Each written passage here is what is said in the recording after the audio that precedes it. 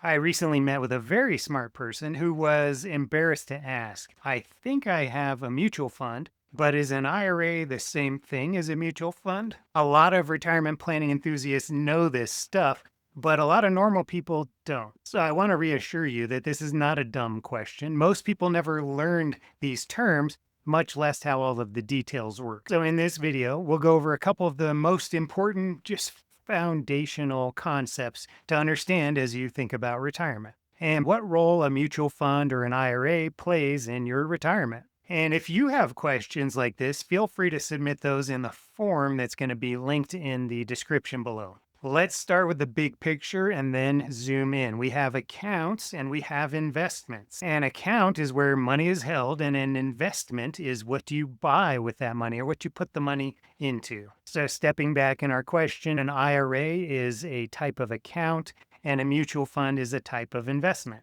Or to use an analogy, an IRA is like a container, and you can put lots of different things into that container. It might be broccoli or cheese or soup or whatever. Similarly, you can hold lots of different types of investments inside of that IRA container. And that includes mutual funds. So, what is an IRA? IRA stands for Individual Retirement Arrangement, or most people say Individual Retirement Account. It is an account with some special tax features, but it is not an investment just by itself. Some of those features include tax deferral. So, inside of that account, when you have earnings, you don't necessarily have to report those every year and pay income tax on the earnings if you earn some interest or dividends or sell something for a gain. Another tax feature is that traditional IRA contributions could be deductible if you qualify. Or when it comes to Roth IRAs, the withdrawals might be tax-free if you meet all of the IRS requirements. There are other rules and features, but those are some of the basics. So if an IRA is just an account, then what types of investments can you hold in it? Well, you can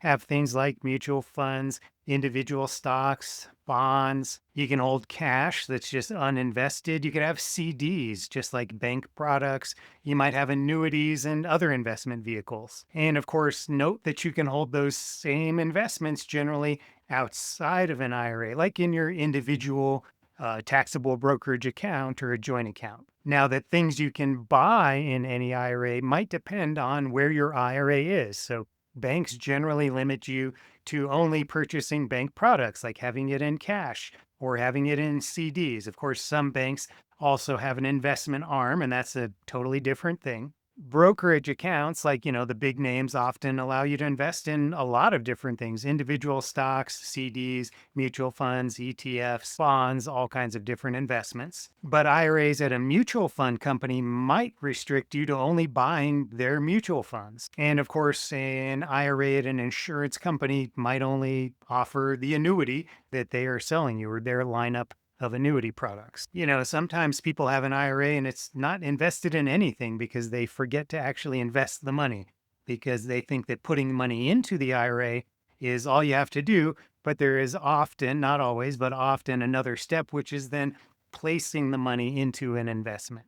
All right, that's the IRA. Now, what is a mutual fund? A mutual fund is a pooled investment where many different investors put their money into that same fund. And then it goes and buys different investments, the underlying investments. So it might buy a bunch of different stocks. Those might be all stocks that are large US companies, or it might be all overseas companies, or they might all be short-term government bonds, for example. The idea is generally to spread your money among many different investments, and you can do that relatively easy by buying one fund that does all of the spreading for you. So instead of buying 500 or 1,000 different individual stocks yourself, you buy one mutual fund and that does all the buying for you. Then you're really left with just picking which funds you want. Do you want big US company stock funds? Do you want overseas funds?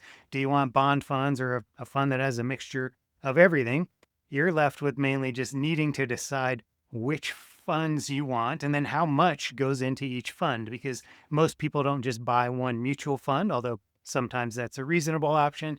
Usually you're going to build a portfolio by putting a couple of different funds into your account. All right, now that you're learning this, you probably want to know more about how investing works for retirement, how to invest for retirement. And the video popping up right now should give you a lot more detail on that. I hope you found that helpful. If you did, please leave a quick thumbs up, check out my website, maybe send me an email, and I look forward to talking with you soon. And again, let me know if you want to ask questions like this for a future video.